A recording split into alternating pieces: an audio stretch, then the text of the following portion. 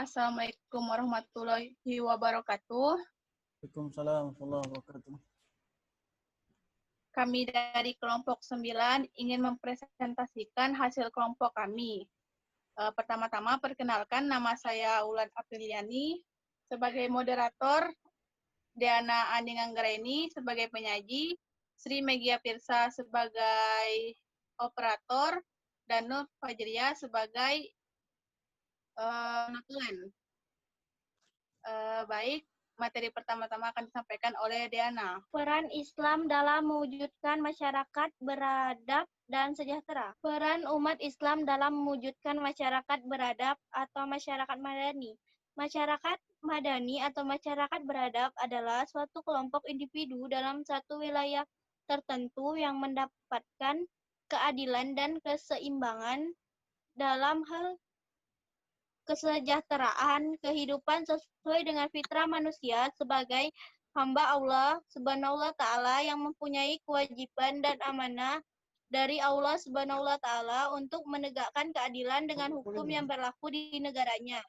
Selain itu, adanya perbedaan suku, ras, keturunan, etnis, dan lain-lain tidak menjadikan perbedaan menjadi masalah dalam kehidupan bermasyarakat. Berikut ini adalah beberapa riwayat yang mendukung prinsip-prinsip masyarakat madani yang terkandung dalam Al-Quran dan Al-Hadis. Keadilan, supremasi hukum, egalitarianisme atau persamaan, pluralisme atau kemajemukan, dan pengawasan sosial. Pengertian masyarakat beradab dan sejahtera. Masyarakat berarti sejumlah manusia dalam arti seluas-luasnya dan terikat oleh suatu kebudayaan yang mereka anggap sama. Dari pengertian ini dapat dicontohkan istilah masyarakat desa, istilah masyarakat yang penduduknya mempunyai mata pencarian utama, bercocok tanam, perikanan, peternakan, atau gabungan dari ketiganya ini, yang sistem budayanya mendukung masyarakat antara masyarakat madani dan masyarakat beradab.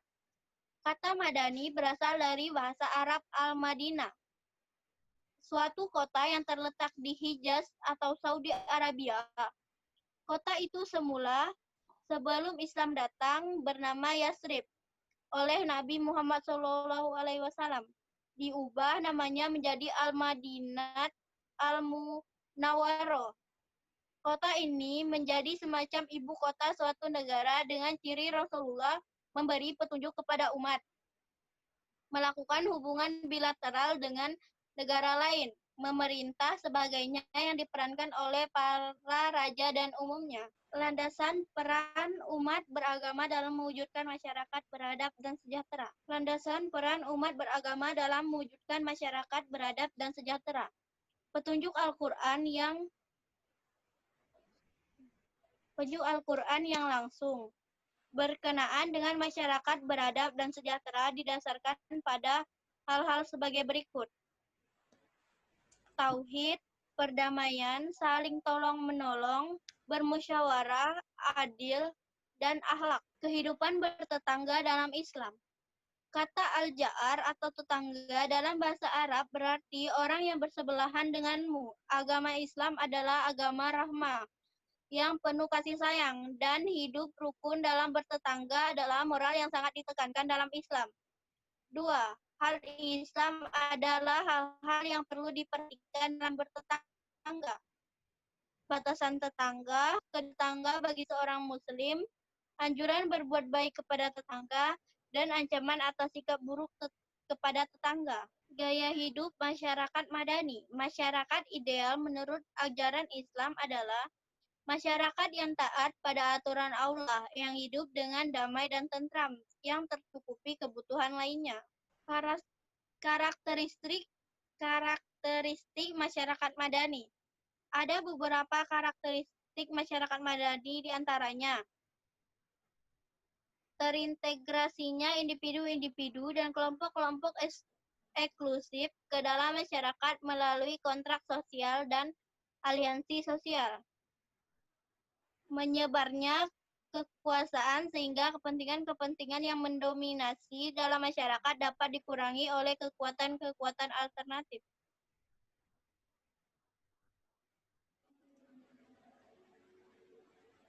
Baiklah, itu hasil materi kami. Apakah ada yang ingin bertanya? Moderator izin bertanya. Iya, Li. Izin bertanya. Moderator. Iya, Li. Ya, baik. Perkenalkan saya Ulitya Nugrah.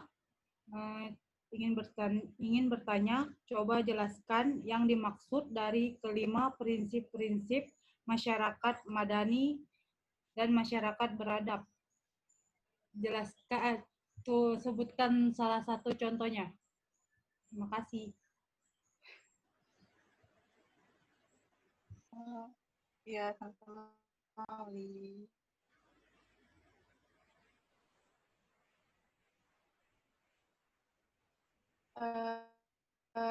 Pada teman-teman, apakah ada yang ingin ditanyakan lagi? Izin bertanya, moderator. Oh iya, Eliza. Assalamualaikum warahmatullahi wabarakatuh. Salam. Waalaikumsalam warahmatullahi wabarakatuh. Perkenalkan, nama saya Heliza. Saya ingin bertanya,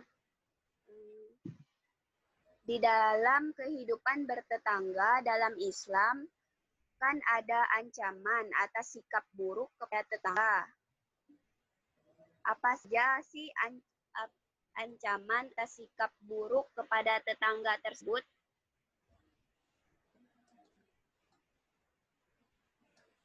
Apakah bisa Baik. didengar? Oh, bisa, Eliza. Baik, Eliza, kami mau mencari jawabannya dulu ya.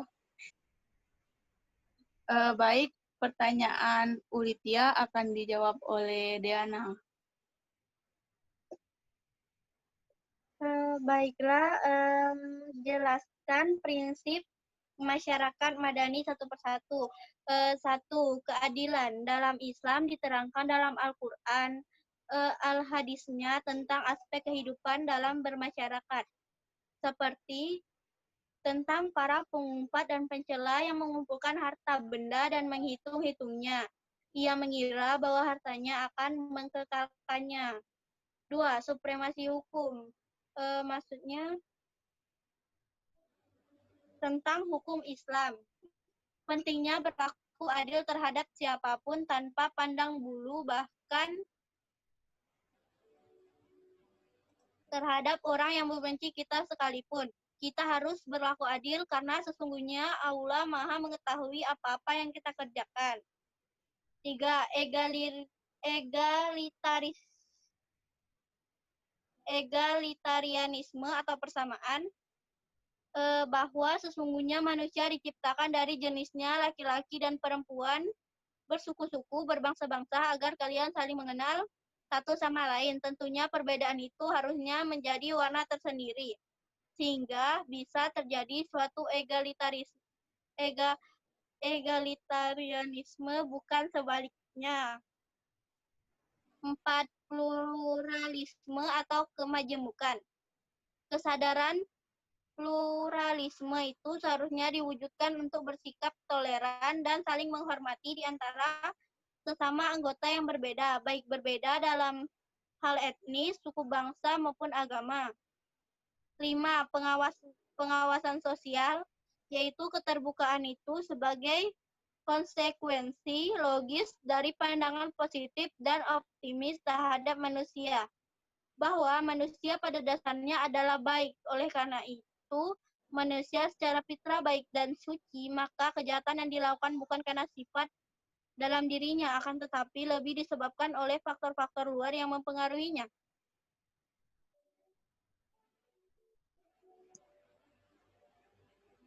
Baik, kepada Ulitia, apakah sudah dimengerti?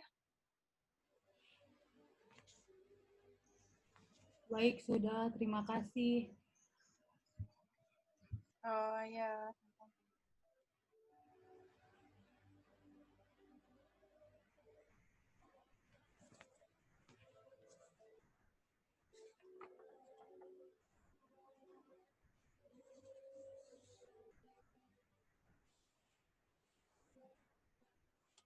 Selanjutnya, pertanyaan dari Heliza akan dijawab oleh Nur Fajriah.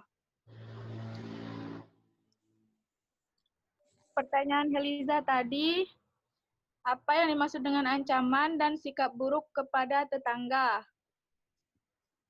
Yaitu menggambarkan kepada kita ancaman terhadap orang yang enggan dan lalai dalam berbuat baik terhadap tetangga. Bahkan Rasulullah Shallallahu Alaihi Wasallam menafikan keimanan dari orang yang lisannya kerap menyakiti tetangga. Beliau Shallallahu Alaihi Wasallam bersabda, "Demi Allah, tidak beriman, tidak beriman, tidak beriman." Ada yang bertanya, siapa itu wahai Rasulullah? Beliau menjawab, orang yang tetangganya tidak aman dari bahwa IQ-nya atau kejahatan. Semua bentuk akhlak yang baik adalah sikap yang selayaknya diberikan kepada tetangga kita. Di antaranya adalah bersedekah kepada tetangga jika memang membutuhkan, bahkan anjuran bersedekah kepada tetangga. Dan juga segala bentuk akhlak yang baik lainnya, seperti memberi salam, menjenguknya ketika sakit, membantu kesulitannya, berkata lemah lembut, bermuka cerah di depannya, menasehatinya, dan dalam kebenaran dan sebagainya. Baiklah, jika tidak ada yang ingin ditanyakan, kami tutup presentasi kami. Sekian dari kami. Wassalamualaikum warahmatullahi wabarakatuh. Waalaikumsalam warahmatullahi wabarakatuh. Baik, saya tambahkan sedikit ya. Ini makalahnya. Nah, jadi kalau dalam mata kuliah agama, kalau misalnya kalian mau, ini saya ajarkan ilmu sedikit nih. Mau mengutip Al-Quran, ini pakai aplikasi. Nanti install di laptopnya, namanya Quran in Word namanya. Quran in Word. Kayak gini misalnya, surat apa nih? Surat Ar-Rum. Ar-Rum ayat 30, surat 30 ayat 1. Saya contoh ini ya, sebagai contoh. Tinggal cari aja, nanti dia akan muncul di Al-Quran seperti ini. Tinggal pilih suratnya, surat Rum ayat 41. Nah, terjemahan saja, dia bisa terjemahan dengan translate langsung. Translate dengan ayatnya langsung. Nah, langsung di write, langsung dia, tuh lihat. Di ayatnya dia nyambung. Ya, jadi kalau mau mengutip Al-Quran, bagusnya ini bisa diganti dengan bahasa Indonesia, translate-nya. Ini bahasa Indonesia. Nah, itu dia. Nah. Nyambungkan dia. Nah, ya. Jadi download aplikasi Quran in Word. Versi yang terbaru ini sudah lengkap sekali. Baik, saya mau menyampaikan sedikit tambahan terkait dengan makalah. Sudah cukup bagus makalahnya, tinggal ayat Al-Qur'annya yang putus-putus nih. Yang saya beri tanda kuning ini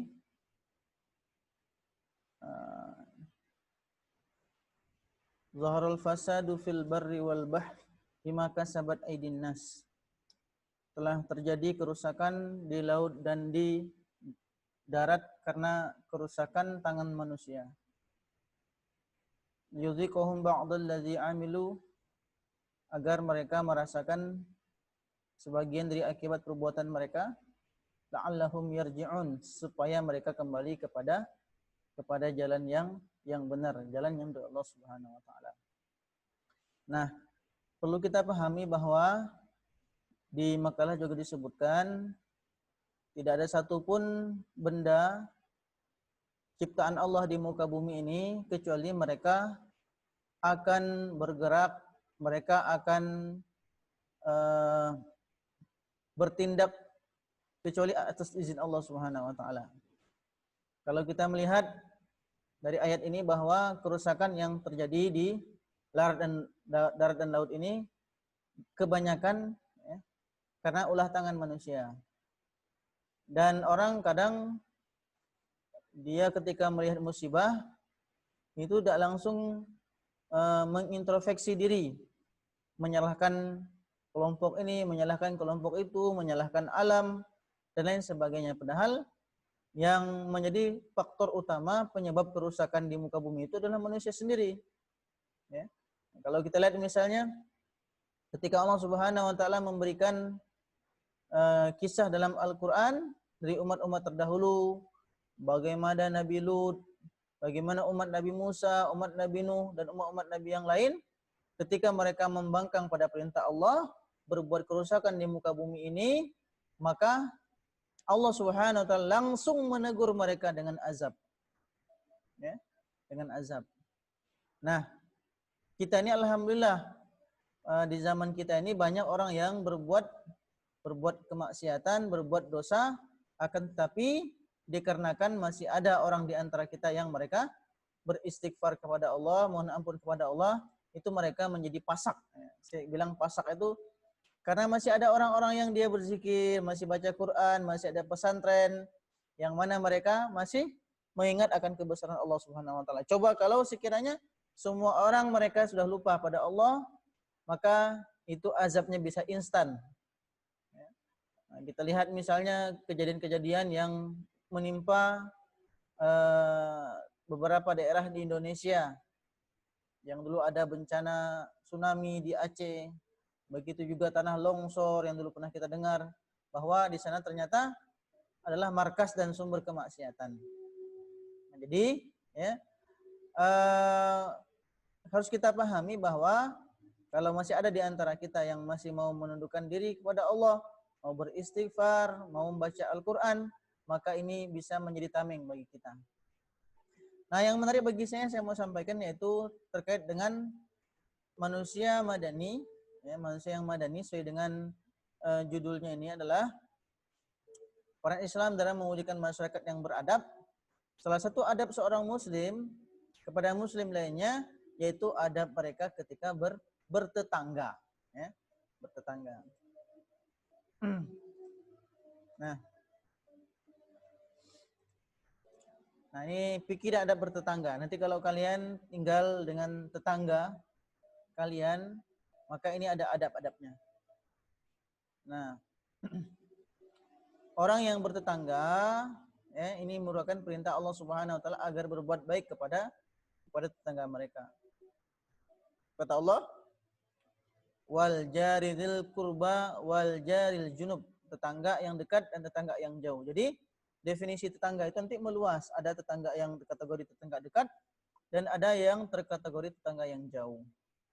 Ini dalil keutamaan dari sunnah, ya, yaitu dari Aisyah radhiyallahu anha, Nabi Muhammad SAW bersabda, tidak henti-hentinya Jibril memberikan wasiat kepadaku tentang tetangga sehingga aku menduga bahwa ia akan memberikan warisan kepadanya.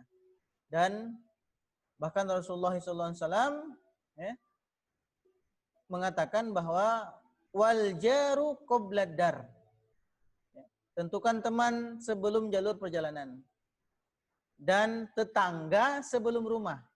Kenapa? Sebab kita milih tetangga dulu. Kenapa kita milih orang-orang yang akan tinggal dengan kita dulu, baru kita milih rumah? Dikarenakan kalau kita milih rumah dulu, baru milih tetangga, nanti ketika kita memiliki tetangga yang buruk, kita segan, susah ingin pindah. Ya, maka Rabbi bunili indaka baitan fil jannah. Bahkan Maryam pun Surah At-Tahrim, beliau menginginkan bangunkan rumahku di surga. Nah, jadi kalau di surga tetangga yang baik-baik semua tentunya kalau di surga. Berikutnya tetangga sebagaimana bahasan kita yang dulu bahwa merupakan salah satu dari faktor kebahagiaan dunia, ketenangan kalau kita punya tetangga yang baik dan tidak rese pada kita. Nah, mungkin kita tidak tahu apa yang dimaksud dengan tetangga. Ada tetangga jauh dan ada tetangga dekat. Nah, tetangga yang terkategori, ya, tetangga itu ada beberapa kategori. Pertama, tetangga kerabat dan non kerabat. Tetangga yang muslim dan non muslim. Tetangga yang rumahnya dekat dengan kita atau yang jauh rumahnya dari kita. Jadi semua pengertian itu benar-benar karena semua memiliki hak dan prioritas yang berbeda antara satu dengan yang lainnya. Kalau kerabat itu berarti dia adalah saudara-saudara kita. Nah, dia bukan hanya hak sebagai tetangga, tapi juga hak sebagai keluarga. Nah, kalau non kerabat berarti hak sebagai tetangga saja. Baik, kemudian pengertian yang lebih umum terkait dengan hak tetangga itu dengan pengertian tetangga. Ini dia perbedaan ulama batas tetangga. Ini ada beberapa pendapat. Min zalika man ja'a an Ali radhiyallahu anhu annahu qala man sami'an nida fahuwa jar. Pertama, yang disebut dengan tetangga itu orang yang sama-sama mendengarkan azan dengan kita. Jadi kalau satu lingkungan sama-sama mendengar azan, maka itu tetangga kita. Pendapat kedua mengatakan waqila dan disebutkan bahwa man sami'an iqamas shalah fahuwa jar. Orang yang dia mendengarkan qomat salat, itu juga tetangga kita. Atau man shalla ma'aka sholatal fajri fil masjid fahuwa jarun. Dan orang yang dia sholat subuh bersama kamu di masjid itu adalah tetangga kamu. Pendapat lain mengatakan man jama'athum mahallah aw hay fahum jiron. Orang yang tinggal dalam satu lingkup tempat, satu komplek, nah itu juga tetangga. Waqila haddu jiwar arba'una daron. Ini yang sering dipakai orang untuk definisi tetangga. Yaitu tetangga itu adalah orang yang merupakan 40 rumah min kulli nahiyah. Dari tiap penjuru. 40 di depan, 40 di belakang, 40 samping kiri, 40 samping kanan. 40 rumah maksudnya. Kecuali orang yang tinggal di hutan. Nah, itu enggak ada rumahnya. Paling bertetangga dengan monyet paling. Ya, baik. Kemudian ada bertetangga. Pertama, tidak mengganggu dan menyakiti mereka, bersabar atas gangguan tetangga atau toleransi, berbuat baik dalam kebutuhannya. Nah, ini yang disebutkan tadi ya. Wallahi la yu'min, wallahi la yu'min, wallahi la yu'min. Tidak beriman. Orang yang mereka qala man la ya'man jaruhu, orang yang tidak memberikan rasa aman bagi tetangga dari kejahatan dirinya. Jadi kalau kita terkategori orang yang suka menyakiti tetangga, maka kita dikatakan sebagai orang yang tidak beriman. Bahkan dari Abu Hurairah bahwa orang yang dia suka mengganggu tetangganya, tidak baik pada tetangganya, maka ada riwayat yang mengatakan, ya Rasulullah inna fulana taqumul lail wa tasumun nahar. Ada orang yang suka melaksanakan sholat di tengah malam, puasa sunnah di siang hari, dia juga berbuat baik dan bersedekah, rajin ibadahnya. Tapi lidahnya sering mengganggu tetangganya. Maka kata Rasulullah, la khaira fiha hiya min ahlin nar. Tidak ada kebaikan pada orang tersebut walaupun dia ahli ibadah. Kalau suka mengganggu tetangga, resek pada tetangga, maka dia adalah kecuali ahli penduduk neraka. Jadi ini bentuk implementasi kita sebagai makhluk yang madani, beradab, maka kita harus memuliakan tetangga kita. Nah, sungguh seseorang jika laki-laki jika berzina dengan 10 wanita itu masih lebih baik baginya daripada ia berzina dengan istri tetangganya. Dan sungguh jika seorang laki-laki mencuri di 10 rumah, lebih ringan dosanya dibandingkan dia mencuri di rumah tetangganya. Nah, jadi hati-hati ya. Hal-hal yang kita rasakan bukan mencuri, tapi nanti di akhirat ternyata mencuri. Misalnya tetangga kita ada pohon jambu misalnya, walaupun sudah dekat dengan kita, tapi kalau kita tidak izin dengan tetangga, maka ya terkategori pencuri. Itu lebih bahaya dibandingkan dengan mencuri 10 rumah orang. Ya. Begitu juga kita harus bersabar atas gangguan tetangga kita. Begitu juga kita harus bertoleransi dalam hal teknis. Apa? La yamna'ul jarahu an ya'jiza khasyatan fi jidarihi. Jangan seorang melarang tetangganya menancapkan sebuah kayu pada dindingnya. Bahkan ada juga larangan mendirikan bangunan yang menutup tetangganya. Kenapa? Kalau kalian misalnya di rumah bertetangga, apalagi kaplingan, misalnya sekarang kan zaman kaplingan. Nah, ketika kalian mau buat pagar tinggi-tinggi harusnya ya secara langsung ataupun tidak langsung kita minta izin dengan tetangga. Kenapa? Kalau misalnya kalian magar rumah kalian, ternyata kita nggak tahu bahwa yang kita lakukan itu terkadang menzolimi tetangga kita.